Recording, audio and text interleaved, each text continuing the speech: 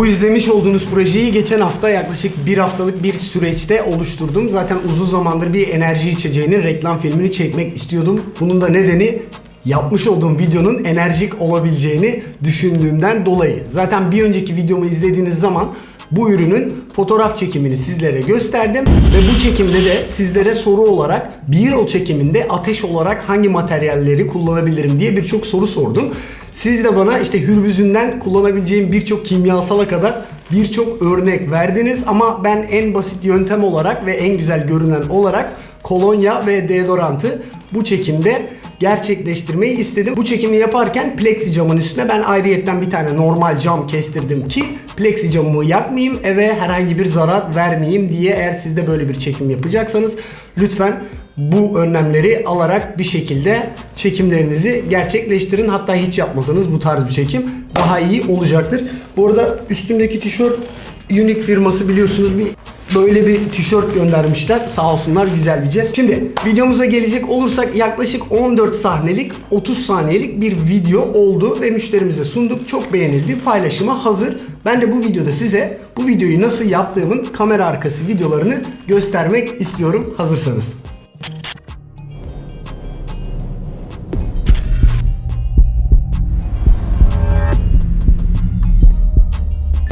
Şimdi ilk görüntümüze gelecek olursak, biliyorsunuz hem açılış hem kapanış videoları benim için çok önemli. O yüzden güzel bir açılış yapmak istedim. Bu yüzden kolonyayı bol kullandım. 2 tane kutumu ön tarafa yerleştirip önce denediğimiz aslında büyük kutuyla küçük kutuyu yan yana koyup iki ürünü birden göstermekti. Fakat büyük küçük yan yana gelince güzel durduğunu düşünmedim.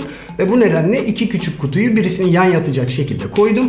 İkisini de netledim ve slider yardımıyla geriye doğru çıkarken arkasına ve önüne bolca ateş ekleyip önceki ilk açılıştaki görüntümüzün bu şekilde olmasını sağladım. Tabii ki en başta müzikle başlamıyor. Bunu da güzel bir açılış müziği YouTube'dan bularak ekledim. Onun yanına da dinlemiş olduğunuz üzere kaplan ses efekti ve ateş ses efekti gibi eklentiler yaparak da videonun bu şekilde açılmasını sağladım.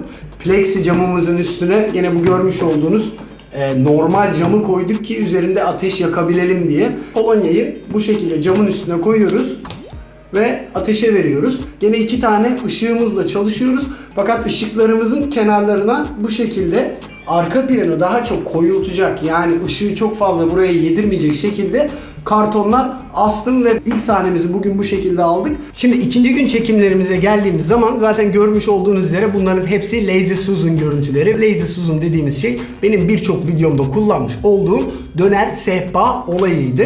İlk görüntümüzde gördüğünüz üzere önce ürünümüzü yan yatırıp etrafında bir tur dönmesini istedim ve bu şekilde özellikle Well Power yazısı yana, yani yukarıya doğru olduğu için o yazının tam kadrajlı olmasını istediğimden dolayı ürünümüzü yatırdım ve güzel bir görüntü aldım. Sadece bir iki sahnede Pro Lens'i kullandım. Onun dışında bütün çekimleri Sigma'nın 105 mm'lik makro lensiyle gerçekleştirdim. Şimdi bu ay içinde 2 tane yeni ürün çıkartacağım piyasaya. Bunlardan bir tanesi bu döner sehpanın manuel hali olacak. Yani bir tepsi düşünün. Tepsinin üzerine ürünü koyacaksınız. Elle çevirdiğiniz zaman o kendi etrafında dönecek ve siz bu şekilde çekimleri yapabilirsiniz.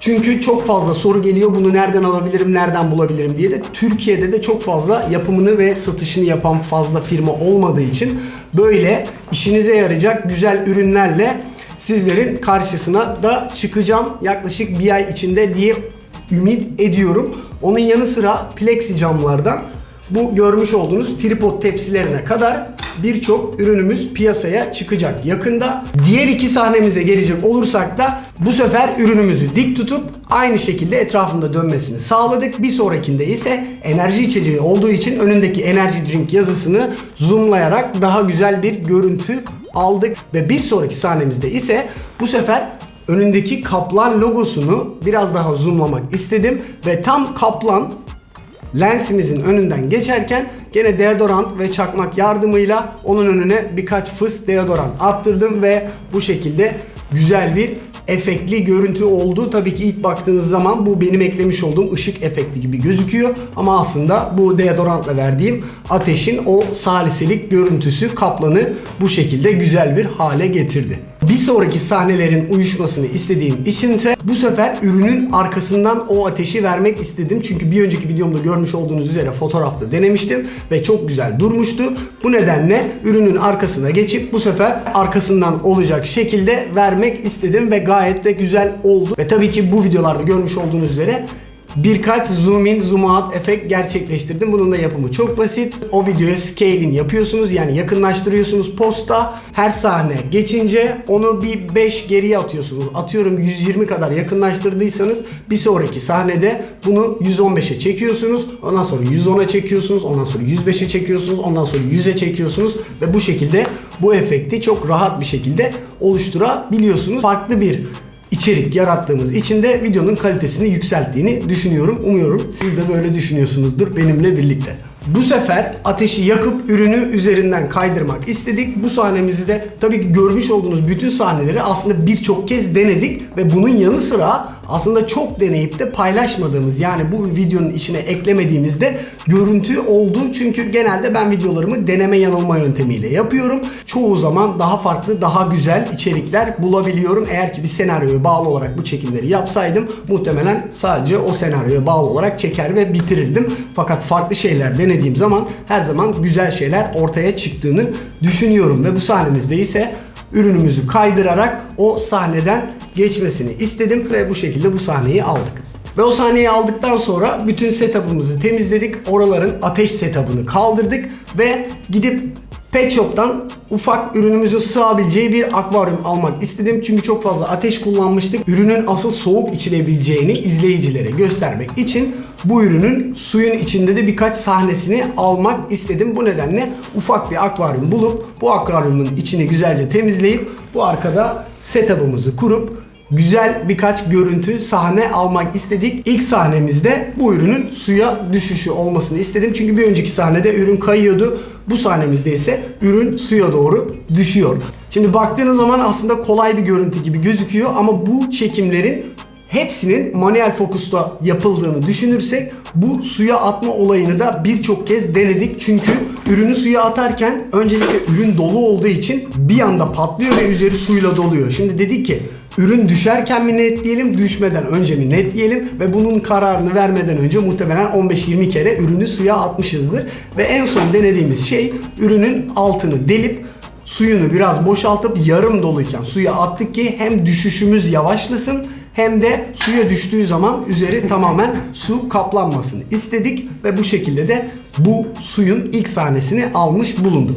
İkinci akvaryum sahnemizde ise bu sefer akvaryumun yan tarafına setup'ımızı kurduk. Bu arada akvaryum çekimi yapıyorsanız özellikle ışığın sadece ve sadece akvaryumun içine gelmesine özen gösterin. Herhangi bir yansıyan ışık bu görüntüleri çok kolay bir şekilde bozabiliyor ve tabii ki akvaryumunuzu temiz tutmaya da özen gösterin. İçindeki kabarcıklar vesaire olmamalı. Bunu da bir silecek yardımıyla içinden çıkartabilirsiniz. Görmüş olduğunuz üzere ürünümüzü yan bir şekilde bırakıp önünden kamerayla bu düşüşü almak istedik. Birkaç kere ürünü boş attıktan sonra, düz attıktan sonra, çapraz attıktan sonra en son olarak buzla birlikte bu ürünü aynı şekilde aşağıya doğru bıraktık ve bu sahnemizi de aldık. Muhtemelen benim favori görüntülerimden bir tanesi bu oldu. Çünkü çok fazla denemediğim, ihtiyacım olmadığı görüntüler olduğu için her ne zaman bu kadar yeni ve güzel bir içerik çıkarsam hoşuma gidiyor diyebilirim. 3-4 saniyelik su görüntüsü kullanmama rağmen bu muhtemelen bizim 2-3 saatimizi aldı diyebilirim ve tabii ki bu çalışmaları yaparken her yeri ıslatıp mahvetme olayını da göze almanız gerekiyor. Sonraki iki sahnemizde kullanmak için de sahte buzlar satın almıştım. Tam bu çekimi yaptığımız 3. günde sahte buzlar elime ulaştı. Akvaryumda yaptığım çekimdeki buzlar aslında gerçekti. Keşke sahte buzlarımız olsaydı. Gerçek buz kullanmak gerçekten hem etrafı çok fazla dağıtabiliyorsunuz hem de buzlarınız hemen eriyor ve şekilsiz hale gelebiliyorlar. Bu görmüş olduğunuz sahnede ise Pro Lens'imizi kullandık. Aslında bu çekimi başlamadan önce Pro Lens'i çok fazla kullanırım diye düşünmüştüm. Ama sadece bir tane sahneye sıkıştırdım. Bunu da nasıl yaptım? Buzları yan yana dizerek Pro Lens'imin buzların içinden geçip ürünümüzün ana logosunu göstermesini istedim. Ve bu şekilde de bu sahnemizi almış bulunduk. Kimle konuşuyorsun? Çekim yapıyorum. Ha? Gel işin varsa gel. Nasıl yapacağım konuşmadan YouTube videolarını baba? İşaret diliyle mi anlatayım? Seni de mi katayım? Nasıl bardağı düşürdüğünü anlat çekimde. Vallahi iyi oldu, Edin girdi. Bir daha yap hemen bitmeden.